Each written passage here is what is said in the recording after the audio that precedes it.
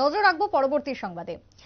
জল জীবন মিশনের অন্তর্গত ঘরে ঘরে পানীয় জল পৌঁছে দেওয়ার কর্মসূচি আজকে শুরু হলো বা উদ্বোধন হলো তেলিয়ামুড়াতে বিশেষ করে নুনাছড়া এডিসি ভিলেজের প্রজা বাহাদুর মলসম পাড়াতে জল জীবন মিশনের অধীন 1,19,00,000 টাকা ব্যয় করে পাহাড়ি এলাকায় বাড়ি বাড়ি বিশুদ্ধ জল পৌঁছে দেওয়ার কর্মসূচি আনুষ্ঠানিকভাবে উদ্বোধন করলেন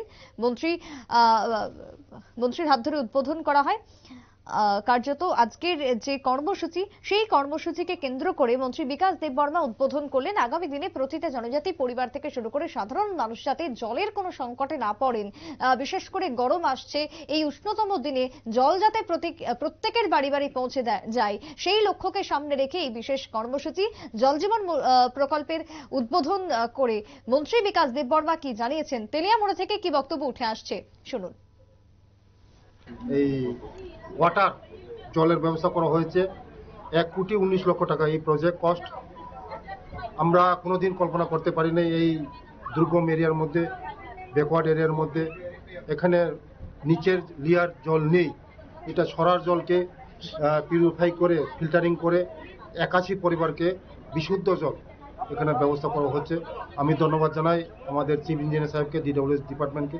আগামী দিন আমাদের এখানে যে নুনাছড়া এবং হলদিয়া এবং কাকড়াছড়া এখানে এমন প্রজেক্ট আরও দুটো অলরেডি কমপ্লিট হয়েছে। আগামী দিন কিছুদিনের মধ্যে আমরা এটা উদ্বোধন করতে যাচ্ছি। আমরা এক ত্রিপুরা স্বাস্থ্যের উপর যেদিন আমরা এডিসি এরিয়াকে ডেভেলপমেন্ট করতে পারবো সেদিনেই এক ত্রিপুরা স্বাস্থ্য করতে পারবো। এখন আপনারা দেখেছেন আজকে মথার সঙ্গে আমাদের বিজেপি একই সঙ্গে দুজন মিনিস্টার আজকে ওরা শপথ গ্রহণ করেছে। আমি ধন্যবাদ জানাই আমাদের জনপ্রিয় ভারতবর্ষের প্রধানমন্ত্রীজিকে এবং আমাদের এখানে মুখ্যমন্ত্রী যে অমিত শাহজিকে এবং আমাদের মহারাজ প্রদ্যুৎ কিশোরজিকে। এই ঐতিহাসিক একটা সাক্ষী 70-75 বছরের মধ্যে আমাদের জনজাতিকে পিছিয়ে যে সরকার এসেছে আমাদের জনজাতিদের জন্য কোনো চিন্তা করিনি। আমাদের সরকার আসার পরে আজকে আপনারা দেখছেন, আপনারা মিডিয়ার মাধ্যমে বলতে চাই, এই নুনাছড়ার মতন জায়গার মধ্যে আমাদের সরকার আসার পরে আমরা এখন এই প্রজেক্টগুলি আমরা এই মানুষের জন্য আমরা বিকল্প করেছি।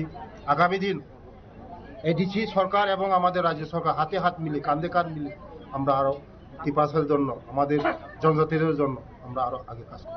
আচ্ছা, আগে এই এলাকার লোকজন কিভাবে জল খেত, কি এর জল খেত তারা? আচ্ছা, আগে আপনারা কিভাবে জল খেতেন? আগে আমি জল কেমনে খাইতেন? ওই নদী থেকে ওই কিনারে কুয়া করিয়া খাই। কত বছর ধরে এমন খাইতেন? অনেক দিন আছে, অনেক দিন হয়েছে। তো এখন যে এই যে এটা তৈরি হয়েছে, জলের যে একটা ট্রিটমেন্ট তৈরি হয়েছে, এই পাম্প হাউসটা, এখন কিরকম লাগতেছে আপনারা? এখন আইলে সাপ্লাই দিলে তো সাপ্লাই জল খাইব, তাহলে তো এখন নদী থেকে খোয়া।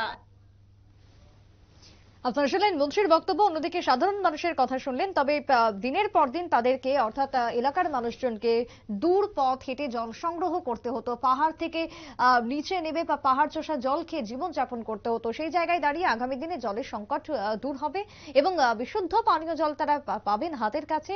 তাতে স্বাভাবিকভাবে খুশি এলাকার মানুষজন। আগামী দিনে অন্যান্য জেলাতে এবং অন্যান্য মহকুমাতেও যাতে এই পানীয় জলের ব্যবস্থা বা বন্দোবস্ত করে তোলা যায় সেদিকেও নজর রয়েছে বলে জানালেন মন্ত্রী। ছোট্ট বিরতির পর ফিরে আসছি, সঙ্গে থাকুন।